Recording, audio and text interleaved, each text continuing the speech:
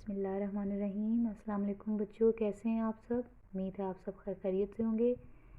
چھٹیاں ختم ہو چکی ہیں، پڑھائی کی جانب ہم نے دوبارہ سے بڑھنا ہے، تو آئیے سبق شروع کرتے ہیں۔ لیکن سبق شروع کرنے سے پہلے بیٹے یاد رکھنا ہے کہ ہمارا سلیبس ختم ہو چکا ہے، اور اب ہم جو اسباق پڑھیں گے یا جن عنوانات پر ہم لیکچر لیں گے بیٹے، یہ آپ کے وہ ہوں گے جو آپ کے دہرائی میں شامل ہیں، ٹھیک ہے؟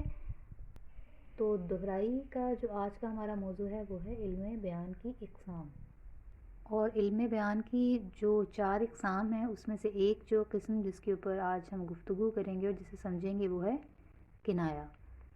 اچھا جی، آج کے سبق کے مقاصد یہ ہیں کہ آپ علم بیان کی اقسام کو اس کی شناخت کر سکیں گے، اور مثالوں کے ذریعے آپ کنایا کی شناخت کر سکیں گے، یعنی کنایا کیا ہوتا ہے اور اس کو مثالوں کے ذریعے اس کی پہچان کیسی ہے، ٹھیک ہے، اس کی آپ پہچان کر سکیں گے۔ تو سب سے پہلے یہ دیکھتے ہیں کہ علم بیان کی اقسام کون کون سی ہیں۔ اچھا بچوں، علم بیان کی کل 4 اقسام ہیں، ٹھیک ہے۔ پہلی تشبیہ، دوسری استعارہ، تیسری مجاز مرسل، اور چوتھی کنایا۔ تو بنیادی طور پہ ویسے تو ہم ان چاروں کی جو ہے وہ پریکٹس بھی کر چکے ہیں، آپ کو اچھی طرح سے معلوم ہے، بہت مرتبہ یہ کام ہو چکا ہے، پچھلے سال سے ہم کر رہے ہیں۔ تو کنایا کیا ہے، بس اس کو جلدی سے دیکھتے ہیں اس کی تعریف، اور پھر ہم اس کی دیکھتے ہیں کہ پہچان کیسے ہوگی، ٹھیک ہے۔ اچھا جی، یہ اس کی جو تعریف ہے اس میں 3 پوائنٹس آپ پڑھے ہیں۔ ایک تو اس کے لغوی معنی، جو آپ کو ایم سی کیوز کی صورت میں پوچھ لیا جاتا ہے کہ اس کا لغوی معنی کیا ہے۔ لغوی معنی آپ کو پتہ ہے جو لغت میں، یعنی جو ڈکشن اس کا ہے، جو ڈکشنری میں اس کا اصل مطلب ہے کنایا کا، وہ کیا ہے، اس کا مطلب ہے چھپی ہوئی بات، ایسی بات جو الفاظ کے پردے میں جو معنی چھپا ہوا، ٹھیک ہے۔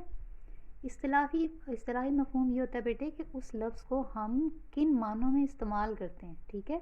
تو اصطلاحی مفہوم اس کا یہ ہے کہ ایسے لفظ یا ایسے الفاظ کا مجموعہ، یعنی ایسے الفاظ ہوں جن کا استعمال ہم مجازی یا غیر حقیقی معنوں میں کریں، یعنی جو اصل مطلب ہے وہ نہیں ہے، جو اصل الفاظ اس میں لکھے ہوں گے، ابھی جب میں آپ کو مثالیں بتاؤں گی تو ہم وہ الفاظ مراد نہیں لیں گے جو لکھے ہوئے ہیں، بلکہ ان الفاظ کے اندر جو غیر حقیقی مطلب ہے، جو چھپی ہوئی بات ہے، ٹھیک ہے، ہم اس کو سمجھیں گے کہ کیا ہے۔ اس سے ہی ہمیں پتہ چلتا ہے کہ کنایا کے جو لغوی اور اصطلاحی جو معنی ہیں ان کا آپس میں تعلق ہے، ٹھیک ہے، کہ الفاظ جو ہیں جو لکھے گئے ہوں گے، مجازی استعمال اس کا ہوگا، اور اس کے اندر ہم نے چھپی ہوئی بات جو بیان کی جا رہی ہے اس کو تلاش کرنا ہے۔ لیکن آپ نے تیسری بڑی اہم بات یہ رکھنی ہے یاد کہ ان کے کنایا کے مجازی اور لغوی معنوں میں تشبیہ کا تعلق نہیں ہوتا۔ تشبیہ کا مطلب یہ ہوتا ہے نا کہ آپ نے ایک چیز کو دوسری چیز کے ساتھ ملا دیا، یہ ایسے نہیں ہوگا۔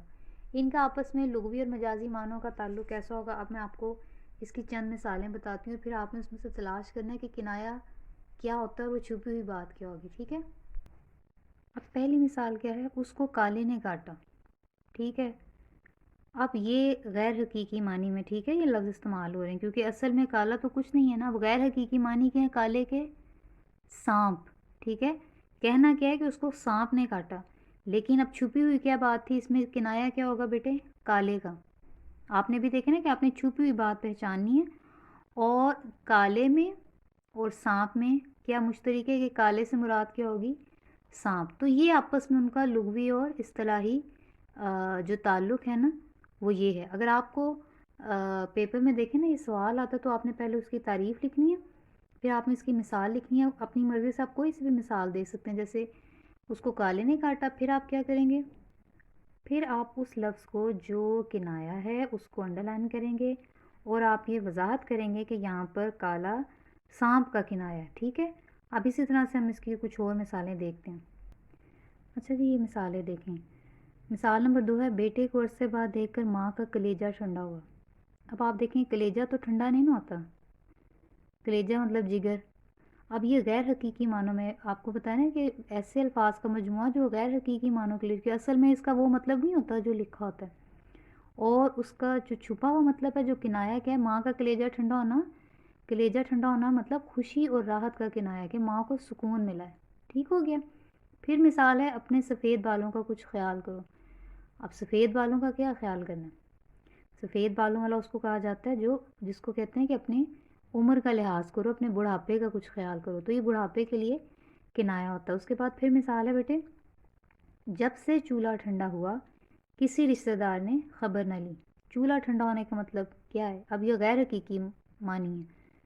حقیقی معنی یہ تو نہیں کہ اس کے اوپر کوئی برف گر گئی ہے، ٹھنڈا پانی، چولہا ٹھنڈا ہو گیا، ایسے نہیں ہے. اس کا مطلب ہے کہ غربت ہے، کہ جب سے ہم غریب ہوئے ہیں کسی رشتہ دار نے خبر نہیں لی. یہ غربت کے لیے کنایا ہے چولہا ٹھنڈا ہونا.